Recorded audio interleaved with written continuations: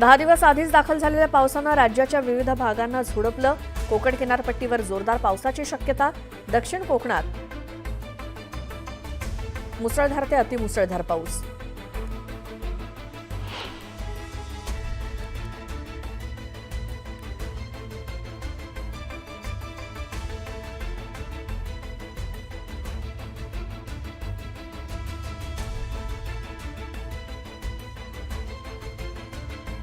कोयनेमध्ये आठवडाभरात 304 मिलीमीटर पाऊस।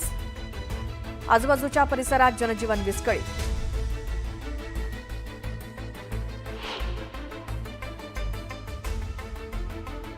उजनी धरण क्षेत्रामध्ये मुसळधार पावसामुळे धरणातील पाणी पातळी वाढली। 4 दिवसात 6 टीएमसी पाणी वाढलं।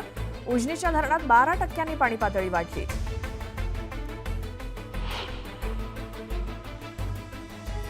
लवकरात लवकर शेती नुकसानीचे पंचनामे करा, मंत्री मकरंद पाटील यांचे आदेश।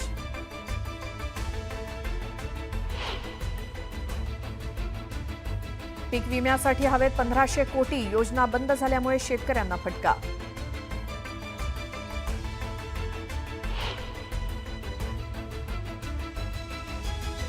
हिंदी भाषेचा विषय स्थगित, 11वी प्रवेश आज सोमवारपासून, मंत्री दादा भुसेंनी दिली माहिती।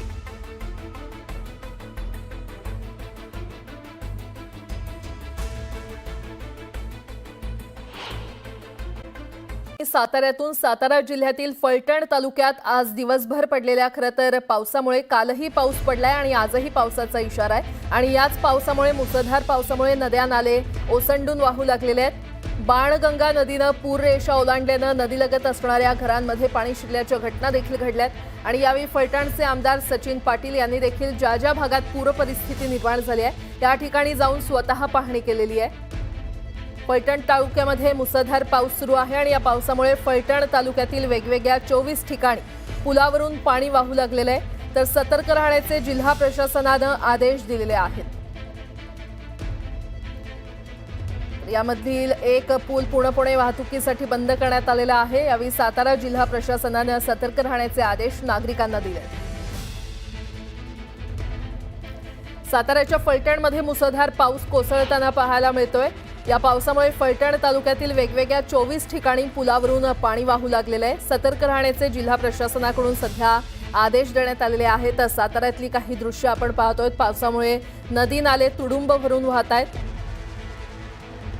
आणि नदीकाठच्या घरांमध्ये पाणी शिरलेलं आहे।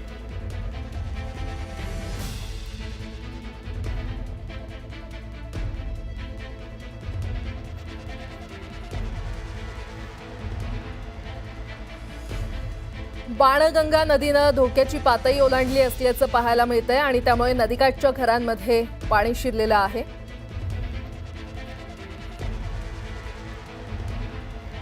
आणि आता बातमी रायगडमधून। रायगड जिल्ह्यामध्ये अनेक ठिकाणी पावसाच्या सरी कोसळतायत। श्रीवर्धन तालुक्यामध्ये पावसाचा जोर पाहायला मिळतोय, तर वाळवटी गावातील बंदर मोहल्ला भागात पाणी शिरलेलं आहे। पाणी शिरल्यानं ग्रामस्थांमध्ये भीतीचं वातावरण आहे। गावातील जनजीवन विस्कळीत झालेलं आहे, तर वाहन चालकांना पाण्यातून मार्ग काढताना मोठी अडचण होते। वाळवटी जिल्हा परिषद शाळेसमोरील परिसरामध्ये देखील मोठ्या प्रमाणात पाणी साचलेलं आहे। रायगड जिल्ह्यामध्ये काल रात्रीपासूनच मुसळधार पावसानं हजेरी लावलेली आहे।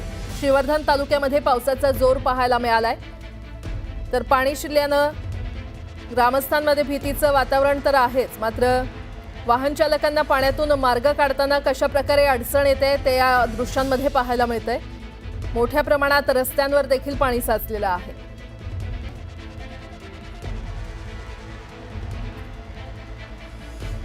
रायगडमध्ये कालपासून मुसळधार पावसानं हजेरी लावलेली आहे। अनेक ठिकाणी पावसाच्या सरी बरसत आहेत। श्रीवर्धन तालुक्याला देखील पावसानं झोडपून काढलेलं आहे। श्रीवर्धन तालुक्यातल्या वाळवटी गावात बंदर मोहल्ला भागात मोठ्या प्रमाणात पाणी शिरलेलं आहे आणि पाणी शिरल्यानं ग्रामस्थांमध्ये भीतीचं वातावरण आहे। त्यामुळे गावातील जनजीवन विस्कळीत झालेलं आहे आणि वाहन चालकांना पाण्यातून मार्ग काढावा लागतोय, मात्र पाण्यातून मार्ग काढताना कशा प्रकारे अडचणी येत आहेत ते या दृश्यांमध्ये पाहायला मिळते। रस्त्यावर मोठ्या प्रमाणात पाणी साचलेलं आहे। वाळवटी जिल्हा परिषद शाळेसमोरील परिसरात देखील मोठ्या प्रमाणात पाणी साचलेलं आहे। श्रीवर्धनला पावसानं एक प्रकारे झोडपून काढलंय। रायगड जिल्ह्यामध्ये काल पासूनच मुसळधार पाऊस कोसळतोय आणि या संदर्भात अधिक माहिती देत आहेत आमचे प्रतिनिधी दिनेश पिसाट आपल्यासोबत जोडले गेलेले आहेत. दिनेश, रायगड जिल्ह्यात सध्या पावसाने जोर धरलेला आहे. अनेक भागामध्ये पावसाच्या सरी बरसत आहेत आणि जिल्ह्यामध्ये पावसाने जोर पकडला असल्याने सकल भागात बऱ्याच ठिकाणी पाणी साचत आहे. मात्र या पावसात जो मे महिन्यामध्ये पाऊस चालू झालेला आहे यामुळे काहीसा नागरिकांना दिलासा मिळालेला आहे. मात्र हा जो पाऊस आहे हा आत्ता सध्या तुम्ही पाहिलं तर मान्सून दाखल झालेला पाऊस पडायला सुरुवात झाली असं हवामान खात्याने सांगितलेलं आहे. त्यामुळे बऱ्याच ठिकाणी नागरिकांना या पावसामुळे किंवा शेतीच्या कामांना शेतीपूरक कामांना आता सुरुवात झालेली पाहायला मिळत आहे. बरं दिनेश, अपडेट घेत राहू. तुर्तास धन्यवाद.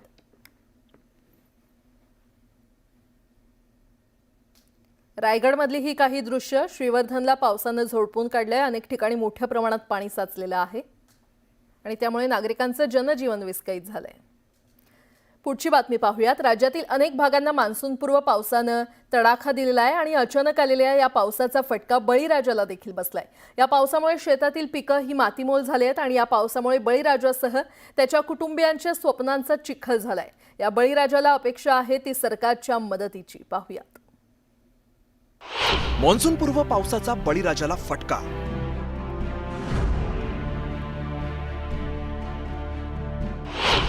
हातातोंडाशी आलेला घास हिरावला.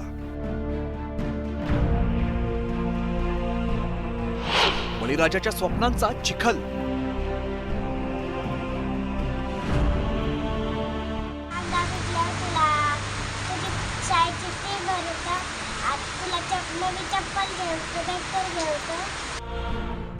बळीराजाच्या या 6 वर्ष चिमुरडीची कैफियत. या चिमुरडीच्या स्वप्नांचा अक्षरशः चिखल झालाय.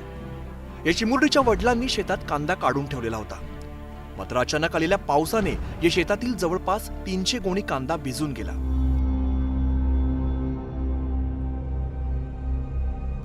एखाद दुसरी गोणी तरी चांगला कांदा सापडेल यासाठी भर पावसात दरेकर कुटुंबातील 6 वर्षे चिमुकली आपल्या कुटुंबियांसोबत कांदे गोळा करायला शेतावरती आली.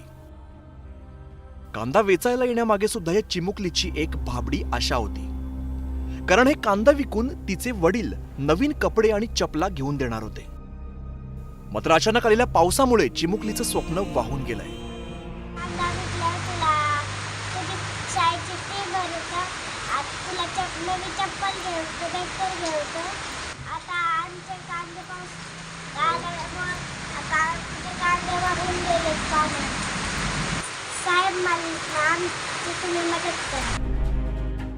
बीडच्या आष्टीमधील शेतकरी महेश दरेकर यांनी मोठ्या कष्टाने कांद्याचं पीक घेतलंय. त्याच्या विक्रीतून 2 पैसे मिळतील अशी आशा त्यांना आणि त्यांच्या कुटुंबियांना होती. मात्र अचानक आलेल्या पावसाने त्यांच्या स्वप्नावरती पाणी फेरलंय. भविष्यातील खर्चाची तजवीज करायची कशी असा मोठा प्रश्न त्यांच्या समोर पडलेला आहे. सगळा कांदा शेतात 3 एकर होता. त्याला खर्च सगळा मिळून 80-90 हजारापर्यंत झाला. खत, बियाणं, लावणं, मजुरी सगळं, त्याला फवारणी आणि त्या कांद्यावर खूप अपेक्षा ठेवलेल्या आम्ही. पण पाऊस असा अवकाळी पाऊस येईन आम्हाला पण नव्हतं माहिती. सगळा शेतातच कांदा होता. शेताच्या बाहेर काढला तरी तो पाण्यातच आहे. आता आम्ही नेमकं पुढचा खर्च कसा करायचा. परत आता उद्याच्याला पेरणी आली जवळ, त्याचं बी कुठून आणणार, काय करणार. सगळं बंद झाल्यासारखे झालेत आम्हाला रस्ते. आमचा सगळा कांदा अक्षरशः आमची 5 महिन्याची मेहनत सगळी पाण्यामध्ये आहे. बीडच्या आष्टीमधील या शेतकऱ्यांची ही व्यथा नाही, तर मान्सूनपूर्वी पावसाचा राज्यातील अनेक भागांना फटका बसलाय आणि हातातोंडाशी आलेलं पीक वाया गेलंय. खूप असं नुकसान झाले, म्हणजे सळडे काढते ते. एक तर आता उचलता येत नाही, काहीच नाही, त्याचं फार नुकसान झाले. आणि शेंगा या अगोदरच भाव कमी आहे, एक मजूर भेटणं तर, आणि इकून तिकून का हल्ला त्याच्या खाली पाणून गेलं. त्याच्यामुळे त्याचं जे काळ्या पडल्या शेंगा, आणि शेंगा काळ्या पडल्यामुळं त्याचं जे भाव आहे त्याला तर काही विचारणार नाही कोणी. आणि पहिलं असतं भाव कमी आहे. शेती हा बेभरवशाचा व्यवसाय. कधी आसमानी तर कधी सुलतानी संकटाचा बळीराजाला सामना करावा लागतोय. या बळीराजाचे डोळे लागलेत ते सरकारच्या मदतीकडे. केवळ शाब्दिक आश्वासनं नको, तर सरकारी मदतीच्या हाताची अपेक्षा या बळीराजाला आणि त्यांच्या कुटुंबियांना आहे. सुरेश जाधवसह ब्युरो रिपोर्ट, न्यूज 18 लोकमत. आणि आता एक मोठी बातमी. बदलापूर शहरातून वाहणाऱ्या उल्हास नदीच्या पाणी पातळीत पावसामुळे वाढ झालेली आहे. रात्रीपासून बदलापूर आणि ग्रामीण भागात जोरदार पाऊस सुरू आहे आणि त्यामुळे उल्हास नदीच्या पाणी पातळीमध्ये वाढ झाली आहे. दरम्यान बदलापूर पालिकेचं आपत्ती व्यवस्थापन विभाग सज्ज झालं असून प्रशासन सध्या अलर्ट मोडवर आहे. बदलापूरला देखील पावसानं झोडपून काढलेला आहे. उल्हास नदीच्या पातळीमध्ये त्यामुळे वाढ झाली असल्याचं पाहायला मिळतंय. तर बदलापूर पालिकेचा आपत्ती व्यवस्थापन विभाग हे सज्ज आहे आणि प्रशासन सध्या अलर्ट मोडवर आहे.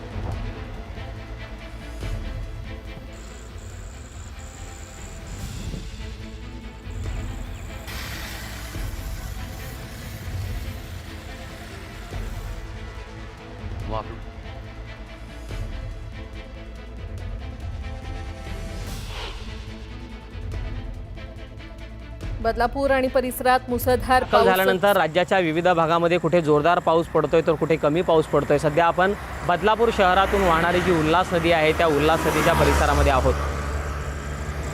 उल्हास नदीचा तुम्हाला हा सगळा परिसर दाखवतो. मात्र तत्पूर्वी आपण पाहू शकतो की ढग पूर्णपणे भरून आलेले आहेत.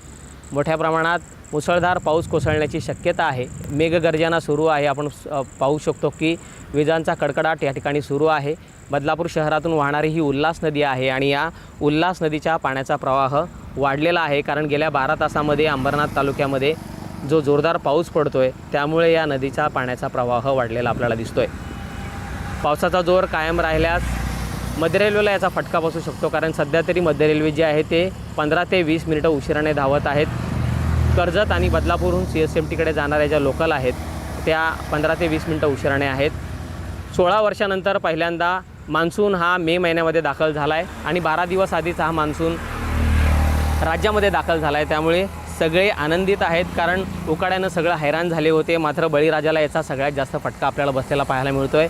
अनेक पिकांचं नुकसान बळीराजाचं झालेलं आहे. मात्र सध्या उल्हास नदीच्या पाण्याचा प्रवाह जो आहे तो हळूहळू वाढतो आहे आणि त्यामुळे जर पाऊस असा जोरदार सुरू राहिला तर मात्र या उल्हास नदीच्या पाण्याची पातळी प्रशासन अलर्ट मोडवर आहे.